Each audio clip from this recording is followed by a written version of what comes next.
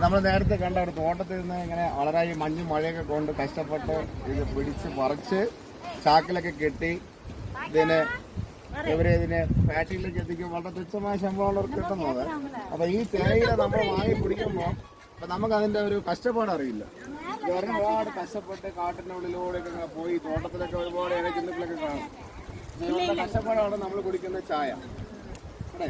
നമ്മൾ ചായ ആയിട്ടും കണ്ണൻ ചായ ആയിട്ടും നമ്മൾ കോഫി ആയിട്ടും നമ്മൾ നെയ്യ് ആയിട്ടും നമ്മുടെ ഈ ചായയിൽ പല രീതിയിലും കഴിക്കുന്നില്ലേ, ഓരോ രീതിയിലായിട്ട് കഴിക്കുന്നത്. പക്ഷേ ഈ സാധുക്കളാണ്, ഈ കാണുന്ന ഒരു പാവങ്ങൾ, അവർ വളരെയധികം മഴ മഞ്ഞയൊക്കെ കൊണ്ട് ഈ തോട്ടത്തിനകത്ത് ഇങ്ങനെ പറിച്ചു ഇതിനെ കുട്ടയിലാക്കി കവർ ചെയ്തു.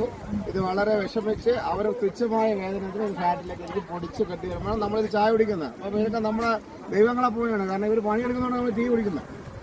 ഇത്രയും കഷ്ടപ്പെടുന്നത് അവിടെ മനസ്സിലായി. ഇത്രയും പാവങ്ങളാണ് ചേച്ചിമാർക്ക് പേരെന്താ